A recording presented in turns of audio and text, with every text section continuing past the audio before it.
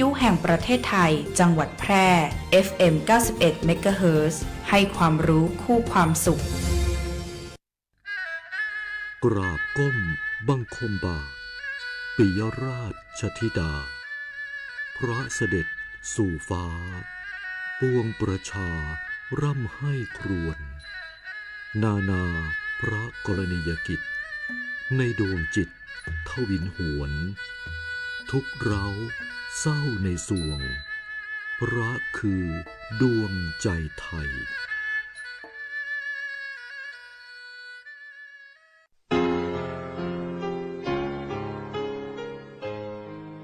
จังหวัดแพร่ร่วมกับสำนักงานศึกษาธิการจังหวัดแพร่ขอเชิญทุกท่านร่วมเสนอชื่อครูผู้สร้างการเปลี่ยนแปลงในชีวิตศิษย์และเป็นครูผู้มีคุณูปการต่อการศึกษาควรค่าแก่การได้รับการยกย่องเชิดชูเกียรติเพื่อขอรับพระราชทานรางวัลสมเด็จเจ้าฟ้ามหาจักรีครั้งที่ 7 ปีพุทธศักราช 2570 ผู้มีสิทธิเสนอชื่อครูเพื่อเข้ารับการคัดเลือกระดับจังหวัด 1. สถานศึกษาขั้นพื้นฐานโดยความเห็นชอบของคณะกรรมการสถานศึกษา 2. สมาคมมูลนิธิและองค์กรที่มีฐานะเป็นนิติบุคคลและมีภารกิจส่งเสริมการเรียนรู้ 3. ลูกศิษย์ที่เป็นศิษย์เก่าจำนวน1 คนซึ่งมีอายุไม่น้อยกว่า20 ปี 4. คณาจารย์ในระดับอุดมศึกษารวมกันไม่น้อยกว่า3 คนเสนอชื่อและส่งเอกสารได้ตั้งแต่บัดนี้เป็นต้นไปจนถึงวันที่ 30 มิถุนายน 2569 สอบถามรายละเอียดเพิ่มเติมได้ที่ www.pmca.or.th หรือศูนย์ประสานงานรางวัลสมเด็จเจ้าฟ้ามหาจักรีสำนักงานศึกษาธิการจังหวัดแพร่ครุสภาจังหวัดแพร่เลขที่ 168 หมู่ 2 ตำบลป่าแมดอำเภอเมืองแพร่จังหวัดแพร่หมายเลขโทรศัพท์ 054-520-807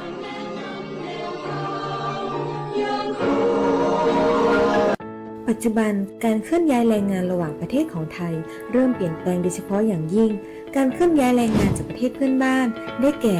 เมียนมาลาวและเวียดนาม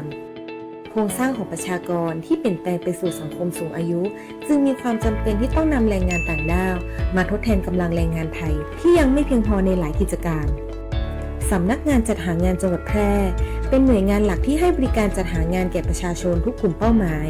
รวมถึงการควบคุมการทำงานของคนต่างด้าวซึ่งปัจจุบันได้นำระบบ e-work permit เข้ามาอำนวยความสะดวกในการให้บริการแก่นายจ้างสถานประกอบการและแรงงานต่างด้าวในกระบวนการการรับคำขอการแจ้งการทำงานของคนต่างด้าวและการผลิตใบอนุญาตการทำงานทั้งนี้สามารถรับชมวิดีทัศน์การให้บริการผ่านระบบ e-work permit ได้ที่เพจ Facebook สำนักงานจัดหางานจังหวัดแพร่หรือสอบถามรายละเอียดเพิ่มเติมผ่านแอปพลิเคชัน LINE Official S435DEAQA หมายเลขโทรศัพท์ 054-511-721 หรือ 054-511-807 และสายด่วนกรมการจัดหางาน 1506 กด 2 สำนักงานจัดหางานจังหวัดแพร่มุ่งให้นายจ้างและแรงงานต่างด้าวได้รับการคุ้มครองตามกฎหมายอย่างเป็นธรรมคุณกำลังเผชิญกับปัญหาหนี้สินอยู่ใช่ไหมอย่าเพิ่งหมดหวังทุกปัญหามีทางออกธนาคารแห่งประเทศไทยมีคำแนะนำและข้อมูลที่เป็นประโยชน์ที่จะช่วยคุณจัดการหนี้ให้ถูกวิธีหากต้องการคำปรึกษาทางการเงินโทร1213แล้วกดต่อ99เป็นหนี้ต้องแก้ไขเริ่มต้นใหม่อย่างยั่งยืนย้ำอีกครั้งธนาคารแห่งประเทศไทยโทร1213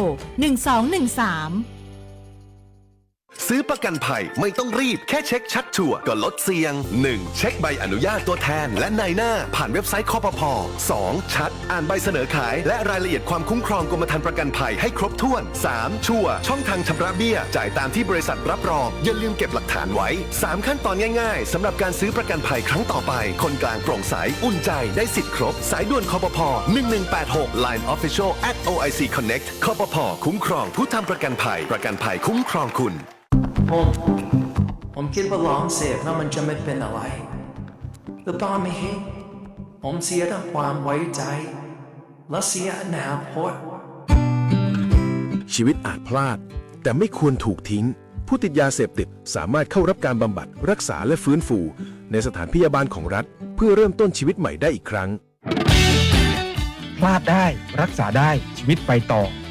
ด้วยความปรารถนาดีจากสำนักงานประชาสัมพันธ์ที่ 3 กรมประชาสัมพันธ์ คุณกำลังฟัง FM 91 MHz สถานีวิทยุกระจายเสียงแห่งประเทศไทยจังหวัดแพร่ให้ความรู้คู่ความสุข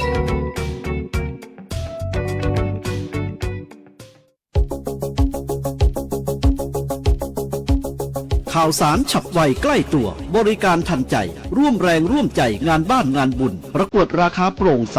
และติดตามสภาพอากาศประจำวันโดยทีมข่าวสวทแพร่ FM 91 MHz สถานีข่าวดีของประชาชนคนเมืองแพร่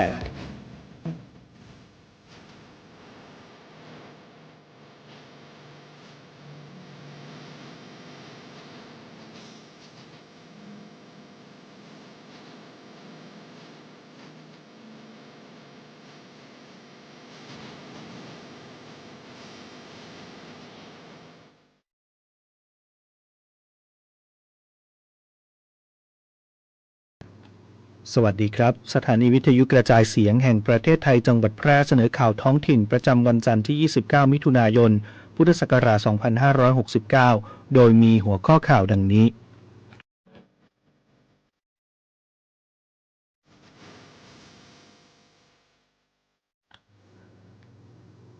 จังหวัดแพร่เตรียมพร้อมจัดโครงการแสงนำใจไทยทั้งชาติเดินวิ่งปั่นป้องกันอัมพาตครั้งที่ 12 เฉลิมพระเกียรติ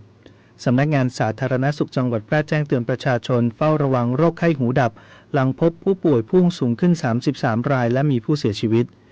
กระทรวงมหาดไทยและกลาโหมลงนามความร่วมมือพัฒนาขีดความสามารถด้านการป้องกันและบรรเทาสาธารณภัยพร้อมสนับสนุนกำลังพลสังกัดกระทรวงกลาโหมรัฐมนตรีสุภมาศห่วงสกุชชี่ปลอมเริ่มระบาดเสี่ยงพบสารเคมีอันตรายปนเปื้อนสั่งสคบจับมือสมอเร่งตรวจสอบสินค้าไม่ได้มาตรฐานต่อไปเป็นรายละเอียดของข่าว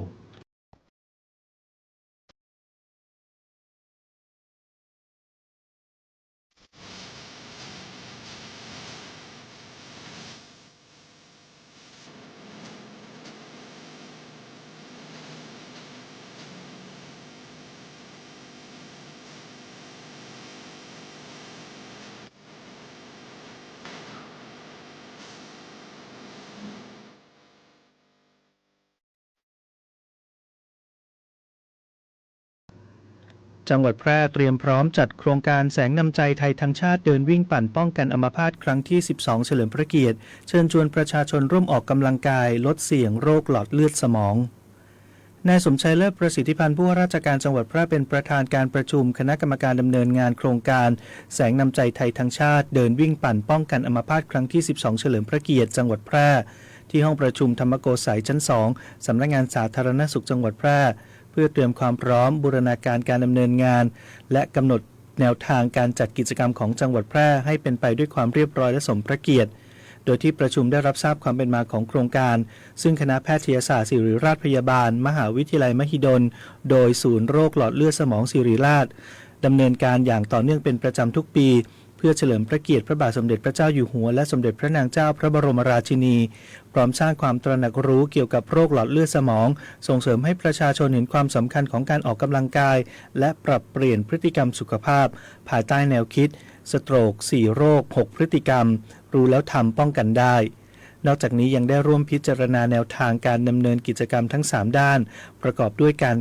จัดกิจกรรมเฉลิมพระเกียรติการจัดนิทรรศการและกิจกรรมให้ความรู้เกี่ยวกับโรคหลอดเลือดสมองการตรวจสุขภาพเบื้องต้นรวมถึงกิจกรรมเดินวิ่งเพื่อส่งเสริมสุขภาพโดยมอบหมายหน่วยงานที่เกี่ยวข้องรับผิดชอบในแต่ละภารกิจพร้อมบูรณาการความร่วมมือในการเตรียมงานอย่างต่อเนื่องในส่วนการรับสมัครผู้เข้าร่วมกิจกรรมจังหวัดแพร่จะเปิดรับสมัครตั้งแต่วันที่ 4 มิถุนายนถึง31 สิงหาคม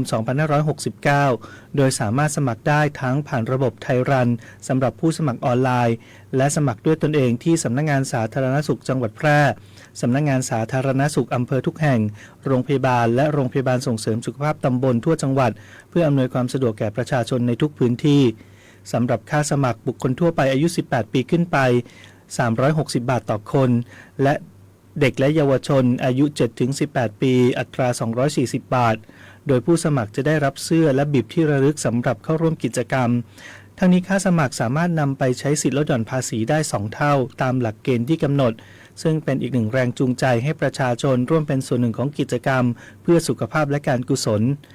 ด้านการประชาสัมพันธ์จังหวัดแพร่ได้เตรียมบูรณาการความร่วมมือกับทุกภาคส่วนเผยแพร่ข้อมูลข่าวสารผ่านสื่อทุกช่องทางพร้อมจัดกิจกรรมประชาสัมพันธ์และจุดรับสมัครในพื้นที่เพื่อเชิญชวนประชาชนเข้าร่วมกิจกรรมอย่างทั่วถึง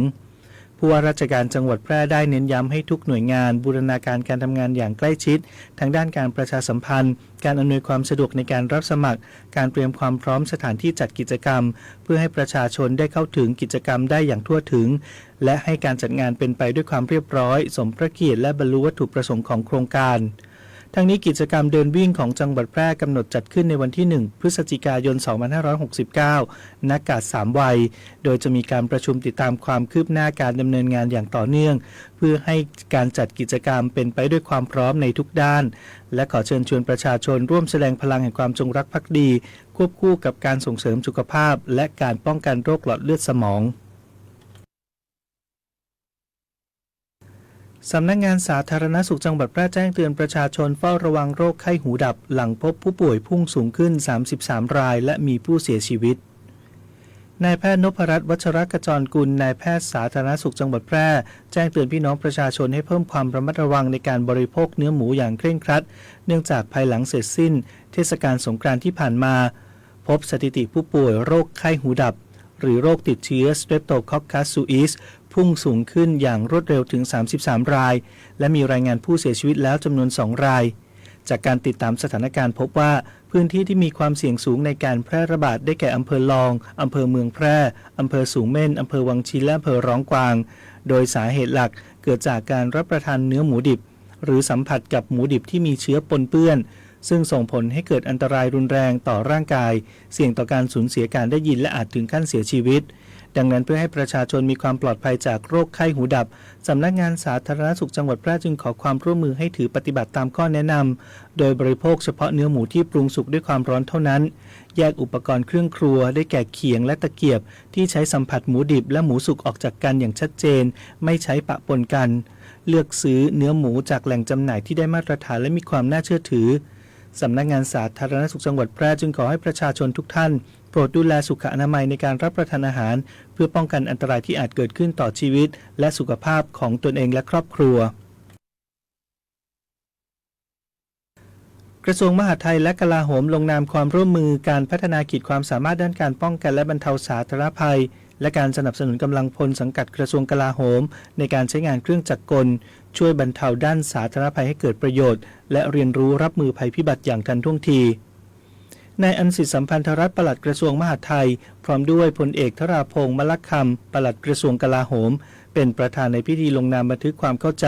ว่าด้วยความร่วมมือการพัฒนาขีดความสามารถด้านการป้องกันและบรรเทาสาธารณภัยและการสนับสนุนกำลังพลสังกัดกระทรวงกลาโหมในการใช้งานเครื่องจักรกลสาธารณภัยระหว่างสำนักงานปลัดกระทรวงกลาโหมกองบัญชาการกองทัพไทยกองทัพบกกองทัพเรือกองทัพอากาศและกรมป้องกันและบรรเทาสาธารณภัยนายอันสิทธิ์ได้กล่าวว่าหน่วยงานความมั่นคงและกรมป้องกันและบรรเทาสาธารณภัยได้ร่วมกันจัดทำบันทึกความเข้าใจว่าด้วยความร่วมมือฉบับนี้เนื่องจากสาธารณภัยมีผลกระทบต่อประชาชนเป็นอย่างยิ่งกรมป้องกันและบรรเทาสาธารณภัยรู้ว่ามีวงจรของภัยอยู่คือก่อนเกิดภัยขณะเกิดภัยและหลังเกิดภัย